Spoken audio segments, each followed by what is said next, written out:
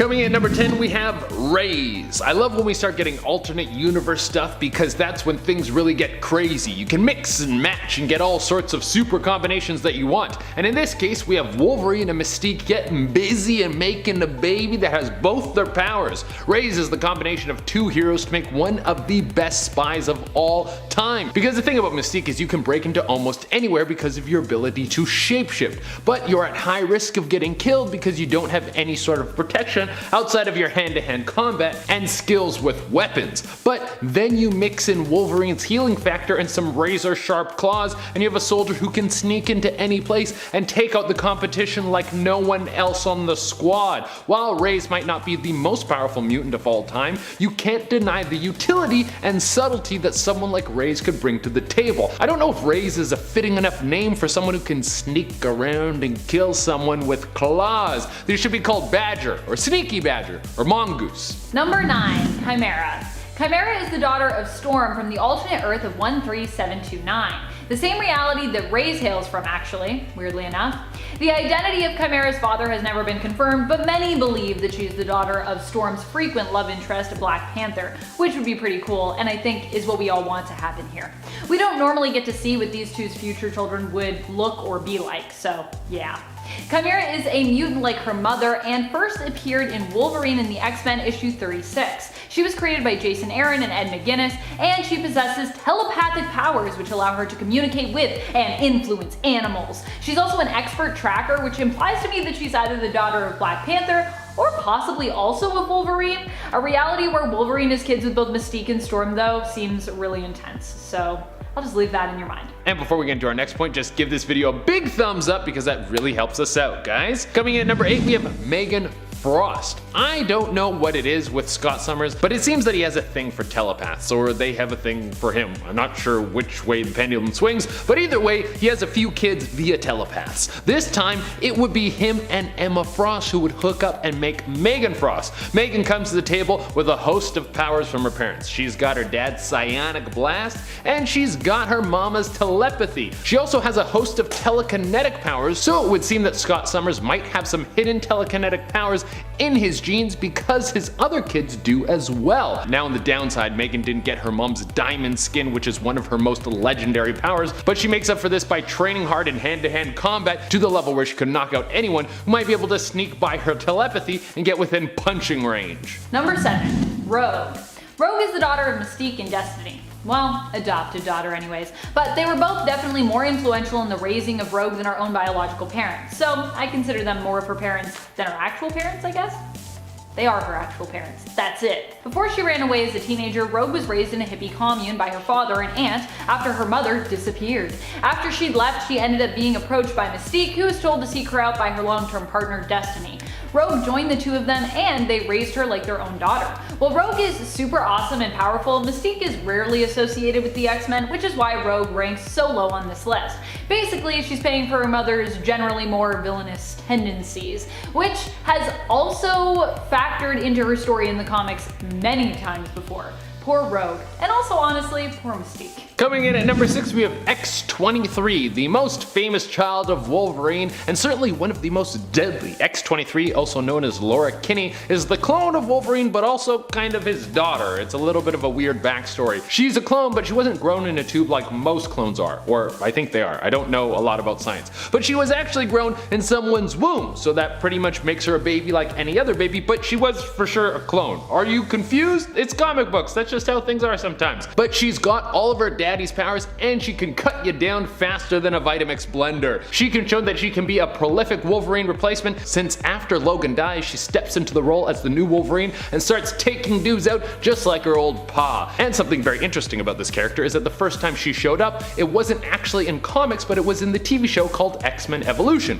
which was about a bunch of teenage versions of the X-Men all going to school together and having school problems, you know, and school stuff. Number 5. SHOGO. SHOGO Lee is the son of Jubilee, and while he might just be a baby currently, he's still been a powerhouse recently in the comics. SHOGO was adopted by Jubilee after he was orphaned by a meteor strike. Sounds random, but it actually tied into stuff. Anyways, for Jubilee, adopting SHOGO was very important and a big part of her growing up as a character. As far as we know, SHOGO is not immune like his mom, but he did have some pretty cool powers while in Otherworld. His imagination combined with fairy magic granted him the ability to turn into a dragon while in Otherworld. A mother freaking dragon. A dragon. So yeah, he is basically a dragon whenever he's there in Otherworld, which makes him pretty powerful while on those planes. Saturnine herself also took a shining to him, and he was instrumental during the fight at the end of the Ten of Swords event. Coming in number 4, we have Cable. I mean, how do we make a list of children of X-Men and even think about leaving out Cable? Cable is the son of Scott Summers, better known as Cyclops, and the very powerful telepath Madeline Pryor, who's the evil clone of Jean Grey. See, Scott thought he was gonna have a baby with Jean, but it was a trick! There's so many tricky babies in comic books. Well, they had a baby, and that baby became insanely powerful, one of the most powerful telepaths, and then he becomes a skilled soldier, and then he goes back in time to work with his dad and sometimes against his dad. It's a very complicated situation. He also gets some sort of technovirus put into him, and it makes it harder for him to use his powers because he has to constantly use his mind to fight off the technovirus.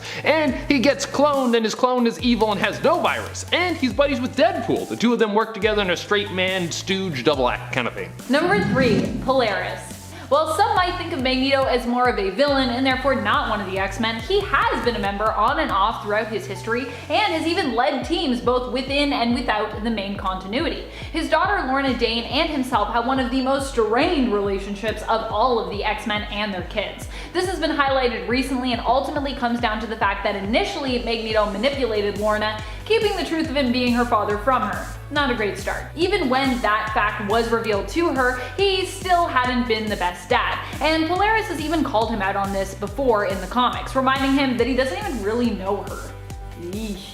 Still, the two teaming up together are able to perform some pretty powerful feats as both share the power of magnetism. Coming in number 2, we have Legion. If you're Professor X's kid, you know you're going to be extremely powerful, and you would think you would be raised by the perfect dad and have one of the best fathers around. Well, even though Xavier is good at raising kids that he has no blood connection to, he isn't that good at making a strong connection with his own son. Part of it is just bad parenting, and the other part is Legion is a lot to deal with even for the most powerful, responsible, and well-adjusted parents on the planet. See, Legion isn't just one mutant. He has split personalities that live in his body, and each one of them has their own mutation. So Legion can switch from personality to personality and change his power. That's a pretty serious combination of abilities that probably work really well together. Well, here's the thing. You don't need his powers to work together because several of these mutants are Omega level. And when I say several, I mean around 200. And even the ones that aren't strong enough to wipe out existence itself, which Legion has done more than once, they are still strong enough to create an amazing storm of chaos. And there are new powers and personalities being created all the time inside Legion's body. Rogue was inside Legion's mind once, and she said there were over 1,000 personalities with new ones being born. Number 1,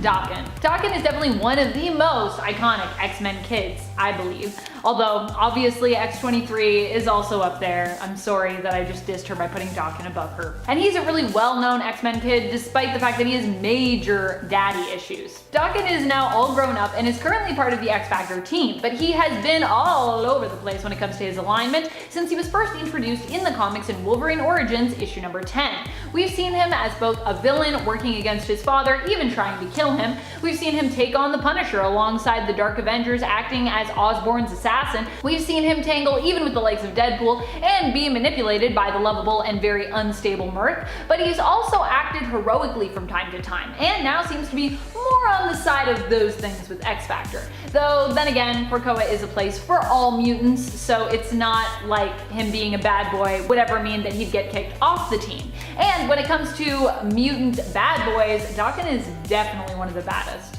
I need to do a mutant bad boy list so I can put him at the top. Number 10, Crusader. Crusader is the daughter of X-Men team member Rogue and Avenger Captain America. I know, a weird combination. But in the reality of Earth 9811, these two ended up together after the heroes and villains on Battleworld decided to call a truce. Remaining there, they settled down and raised families, putting their differences aside. I'm not sure how their relationship worked with Rogue not really being able to touch people and all at this point, or how she had a child considering that, but perhaps, like on Earth 616, she eventually was able to work through the trauma causing this side effect of her powers. Or perhaps the Captain America of Earth 9811 was immune to her involuntary energy and power draining effects. Either way, Sarah is their daughter. She gets much of her power from her mother, or rather she gets much of her power from the power her mother had absorbed in her day, meaning that Sarah is super strong, durable, and can fly. She is also considered worthy enough to lift Thor's hammer and wields her father's shield. Number 9. Wolverine. I really wanted to put Laura Kinney higher up on this list because, well, I love her so much, but unfortunately the psionics are just always pushing some of my favorite and most powerful characters further down on these lists. Those psionics. Oh well. Laura Kinney as X-23 and now Wolverine is still one of the most powerful children of the X-Men around. Some argue that she is more clone, while others argue that she is more biological offspring of Logan, but in reality, she's kind of a bit of both. She was created as a female clone of Wolverine after his genetic material was combined with that of her creator, scientist Sarah Kinney. Sarah noticed that there were damage spots basically in the samples of Logan's genetic material that they had, which was why their cloning process had been unsuccessful up to this point. And so she used her own genetic material to patch those rough spots, which made Laura a female clone. Sarah was forced to carry Laura to term as a surrogate by her jealous colleague Xander Rice, as punishment for even creating the female clone to begin with, a strategy that admittedly had not been approved. Laura has powers similar to her father. She has a regenerative healing factor and was also trained from birth to be a skilled fighter, bodyguard, and assassin. And friends, before we move on to this next spot, if you are loving this list and you want to learn about more children of the X-Men, there are a lot out there in the multiverse. Be sure to let us know by giving this video a thumbs up. Number 8. KYMERA. KYMERA is the daughter of Storm and likely Black Panther, who hails from the alternate reality of 13729. Yeah, sadly Storm and T'Challa have never had a child together in the main continuity. I know, it's a bit of a bummer. Unless they had like a real secret child that we just don't know about yet, but I doubt it. KYMERA seems to have inherited the powers of her mother, but also shares a connection to the Earth, which allows her to draw on and harness its energy. She is also a skilled tracker and can communicate telepathically with animals. I'd also assume, as she's the daughter of Storm, that she's a skilled combatant as well. As while Storm is more well known for her goddess status and weather manipulation powers, she is also an extremely skilled fighter. And if she's Black Panther's daughter, then she should definitely be a skilled fighter. I mean, you got two amazing parents that are both amazing fighters, so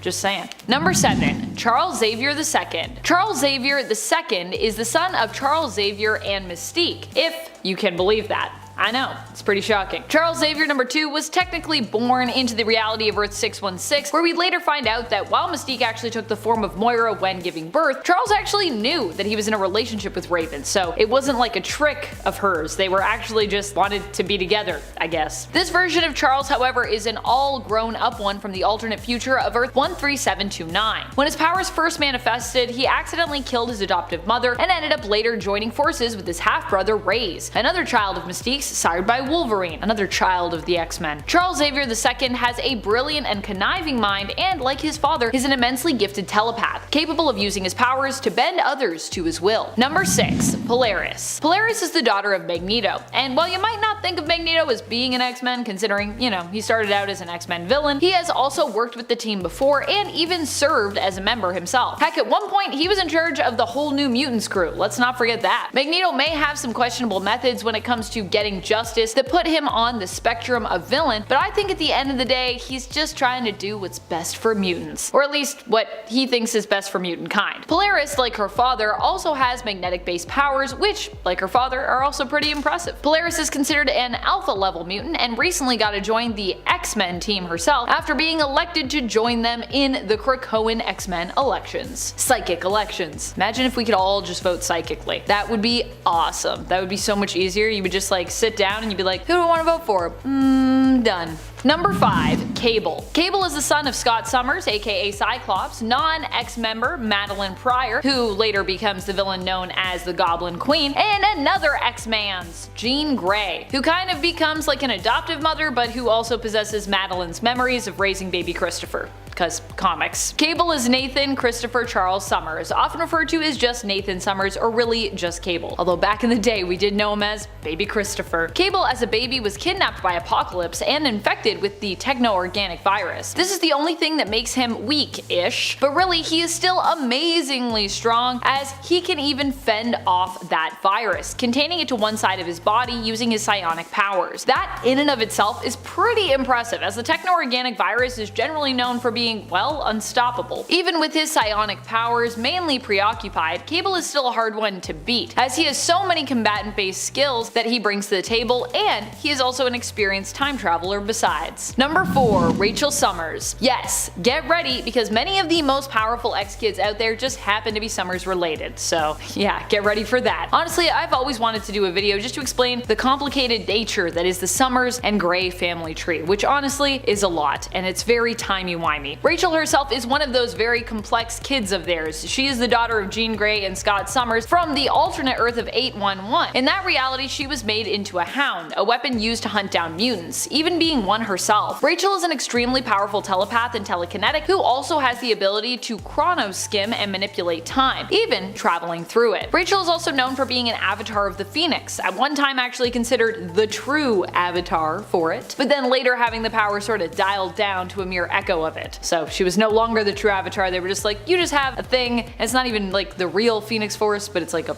version of it. Still, the seeming piece or echo of the Phoenix Force that resides within her has been known to flare up from time to time, or her connection to the Phoenix Force, however we want to see that, occasionally boosting Rachel to an off-the-charts level of power. But like I said, that doesn't happen all the time. Number 3. Hope Summers. Hope is the adopted daughter of Cable, who was originally known as the Mutant Messiah Baby. Cable saved Hope from Bishop, who basically wanted to destroy her. In Bishop's reality, the Mutant Messiah would end up causing the event that led to the oppression and persecution of mutants. However, in Cable's reality, the Mutant Messiah would grow up to become a savior, so you can see why these two were opposed on this topic. For the X-Men of Earth 616, the Mutant Messiah was the first new mutant to have been born since basically M-Day, and so she brought hope to the mutants of the 616 reality. Cable body-slided with Hope to another time to raise her in safety. He would end up naming Hope after her adoptive mother, his love who died, Hope, and she got the Summers name from Cable himself. But although she looks a lot like Jean, she actually has no biological relation to the Summers or the Grey families, at least not that we know of. Hope's mutant abilities allow her to copy the powers of anyone within a certain range. Hope also gains access to these powers without struggling at all to use them, receiving them basically at their peak level and with the auto knowledge basically of how to use them. So if you're like, oh, she's gotta like figure it out, no, she's just like instant god mode with those powers basically. Number 2. Scarlet Witch. Wanda is known for being one of the most powerful beings in the Marvel Universe. She has used her powers to completely warp reality the world over, and her chaos magic has pulled off other immensely world-changing feats, such as flipping the alignment of all major heroes and villains in the comics during the events of Axis. Initially, her chaos magic powers were believed to be somewhat mutant in origin. In fact, they were kind of presented initially as like Jinx-like mystical mutant abilities during her first appearances. However, we've since learned that both Wanda and her superpowered brother Pietro, aka Quicksilver, were never really mutants at all, nor were they related to Magneto. However, they still spent a good amount of their life around Magneto, who secretly believed them to be his children, and then another good amount of time thinking that he was their actual father, until it was revealed that this was all due to manipulation by the High Evolutionary. High Evolutionary just coming in and messing pretty much everybody up when it comes to their backstories and origins. Wanda herself has never really gotten along with the X-Men, especially since the events of M-Day, but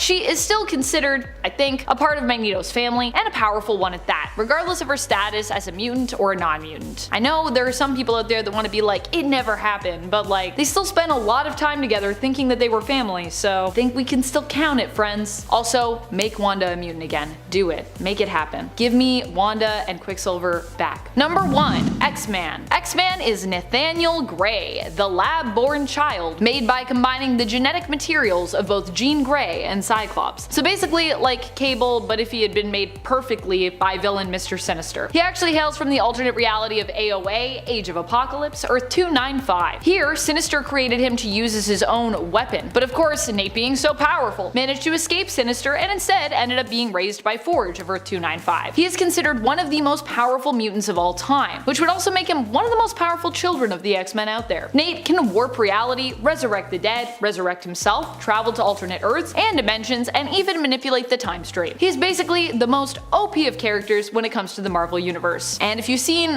artwork of him, you will probably recognize him as someone who looks like Mutant Jesus, which yes, he is god level, so that is the point. Number 9. Nocturne. Nocturne is the daughter of Nightcrawler and Scarlet Witch. Obviously, not from the main continuity. In fact, Talia Wagner is known for being a part of a multiversal hero team, the Exiles. Nocturne is from the alternate reality of Earth 2182. In fact, back on her home reality, which first appeared in Millennial Visions, Talia is also known as a member of the X-Men team, fighting alongside her father, Nightcrawler, who is actually their field leader. She is a low-level telepath with incredible superhuman agility skills, the ability to wall crawl, and the ability to fire powerful brimstone hex energy bolts, something inherited from both her father and her mother. Nocturne's physical appearance is also similar to her father's, a bit demonic looking, and of course, blue. All my blue X-Men. Top 10 blue X-Men. Actually, I feel like there's a lot of X-Men that are blue. Or mutants that are blue, maybe? There's a lot of blue mutants for sure. I don't know about X-Men team members. Number 8. Jimmy Hudson. Jimmy Hudson is the son of Wolverine from the ultimate reality of Earth 1610. His powers are similar to his father's, but in this reality they're believed to work a little bit differently. As opposed to just being insane healing powers, Jimmy's power set in this universe as a mutant is believed to be based more in survival. So these powers aren't necessarily just about healing, but survival instincts and capability, meaning that Jimmy is just much better at surviving and evolving to survive than anyone else alive on the planet. And I mean that because in this reality, Wolverine eventually dies, so really Jimmy is the only one left alive who's really good at surviving. Jimmy Hudson has also been bonded to a poison before and gained control of his poison, which are basically alien-like beings resembling symbiotes in look and abilities, but ultimately a different alien race themselves, called poisons. So yeah. Jimmy is the son of Wolverine and Magneto's wife, Magda Lencher, although Wolverine urges him through a letter when the truth of his connection to Jimmy is revealed that he actually shouldn't focus too much on, who his biological parents are. Jimmy was raised by adoptive parents. His dad actually served with Logan in the war and agreed to look after Jimmy in his father's place, even giving the young boy his own family name. Hudson. Number 7. Esme. Esme is one of the main Stepford Cuckoos. Well, I mean, I guess they're all pretty main, but you know what I mean. She's probably one of the most well-known if we're talking offhand about how many of the Cuckoos you can name. Esme and the other Cuckoos are basically like the children of Emma Frost, although as I've said before, not children that she had consensually. And I didn't say that before in this list, but if you've heard me talk about the Stepford Cuckoos and their relation to Emma, yeah. Instead, these were lab babies basically made from Emma's eggs that were stolen from Emma while she was in a comatose state. Esme, like the other Cuckoos, is kind of like a genetic clone as well as a child of Emma's, and Emma actually does consider the Cuckoos to be like her daughters. She treats them as though they were her own flesh and blood, and often her own responsibility, kinda stepping in to like play mom sometimes, although she does give them freedom to make their own mistakes. I guess what I mean is Emma isn't known for being like a controlling kind of parent. She's like, I'm here when you need me, otherwise you do you. More recently in the comics, Esme, known for her diamond form and powerful telepathic abilities, teamed up and primarily dated young Cable. Well, technically all the Cuckoos were dating him at one point, though I would say Esme was basically the main squeeze of young Cable, and the sister that he was most taken by while he was dating all of them. And if you're like, whoa, how did that happen? The Stepford Cuckoos, they share things because they're kind of like a hive mind. So they're like, we'll just all date this person. It's cool. Also Krakoa. Everyone's dating everyone. Number 6. Akihiro. Akihiro is the son of Wolverine and his wife Itsu. Unfortunately, before Akihiro was even born, his life took a turn for the worse. Along with inheriting his father's powers, I think he also inherited some of his tragic luck. Wolverine has the worst luck, I think. His mother, Itsu, was killed before she could give birth to him, assassinated. The child was believed dead, but in reality he had been cut from her womb and possibly, due to his inherited healing powers, miraculously survived. Although, that's not clear, because usually your powers don't manifest until puberty, but sometimes your powers manifest when you're in the womb. I mean, look at Professor X with Cassandra Nova. Apparently that's a thing that happened. Akihiro would grow up and become a pawn of the villain known as Romulus. For most of his life, he'd also be known as DAKEN, a cruel nickname given to him when he was a child, being raised by his adoptive parents. The nickname was given to him because of his mixed race appearance, being part American and part Japanese. Though to be clear, his parents weren't the ones that gave it to him. It was people around his parents. appearance. Akahiro's powers are similar to Wolverine's, though his bone claws are a little bit different in terms of placement and appearance. Like his father, Akahiro is also known for being a skilled fighter as well. The apple does not fall far from the tree when it comes to fighting abilities. Number 5. Xandra Naramani. Xandra is Professor X's daughter, who is created out of his genetic material and that of his lover's genetic material, the Shi'ar Magistrix Lilandra Naramani, after both of them were believed dead. As such, Xandra grew up to become Shi'ar royalty and also spent a good amount of her life hunted because of this, with various parties attempting to use her for their own means. Xandra is an extremely gifted telepath. She can manipulate others' minds, read minds, and can create hyper-realistic telepathic illusions. Number 4. Ruby Summers. She was the ex-offspring used in our oh-so-clickable thumb for the part 1 to this list, and although she was on my extended list for that part 1, my long brainstorm that I came up with, I didn't get around to talking about her because I kind of reached a point where there were too many Summers children on that list, and I was like, I don't want to make this a top 10 children of Cyclops. We got that list, and also that's not what this list is. What can I say? Psyche's got strong genes. That's why Mr. Sinister is so obsessed after all and is known as the #1 fan of the Summers Club. Scott Summers is Ruby's dad in the alternate reality she hails from, and Emma Frost is her mother. This makes Ruby fairly powerful, not at the level of Hope or X-Man, but still pretty impressive. She's also super cool looking, which is an added bonus. Ruby hails from the alternate Earth of 1191, the home reality of famous X-Men ally Bishop. Ruby is also capable of emitting optic blasts like her dad and his brothers, but she has more control over when and how she emits these blasts, unlike her dad who's like, I literally need a visor. Ruby also comes with her Ruby form, which like her mother's Diamond form, grants her invulnerability and pretty much immortality. Number 3. Olivier Raven. Olivier Raven is legally known as Olivier Lebeau and is one of the alternate reality children of Gambit and Rogue. Honestly, I feel like there are not enough of these kids out in the multiverse. I don't know if that's just me. For a couple as famous as Gambit and Rogue, I mean, you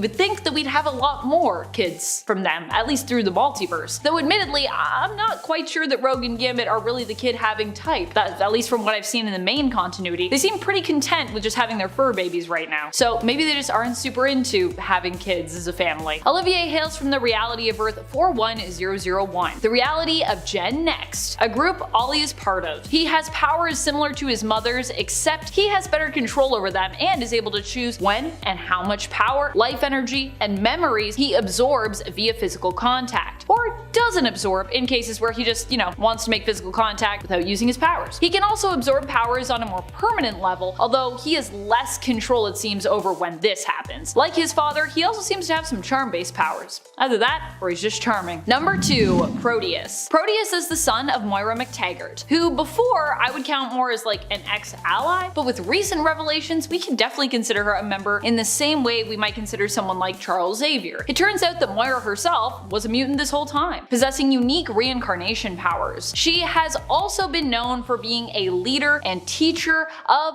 X-Men groups before, including the time when she led a team that Professor X then recruited, sending them into Krakoa to rescue the original X-Men. Not Krakoa as we know it now, but Krakoa as it was back in the day when it was like a monster island. Proteus is Kevin McTaggart, son of Joseph and Moira McTaggart. He is currently one of the 5 on Krakoa, and his powers as part of that team are mainly used to warp reality, allowing the non-viable eggs that Egg, formerly known as Gold Balls, produces to become viable for life. These eggs are then used to grow new versions of fallen mutants. Proteus is an Omega level mutant who requires hosts to survive. Initially, Kevin had a body, but now he's basically just pure energy. The hosts he controls and feeds off of eventually are exhausted and killed by that energy drain, making him not just a powerful psionic mutant, but also a powerful energy vampire as well, unintentionally. Number 1. Legion. Legion is the son of Professor Charles Xavier that was conceived when he had a love affair with Gabrielle Haller, which is where Legion gets his legal last name, as his given name is David Haller. Legion is so powerful because he suffers from a severe dissociative identity disorder, where he has more than 100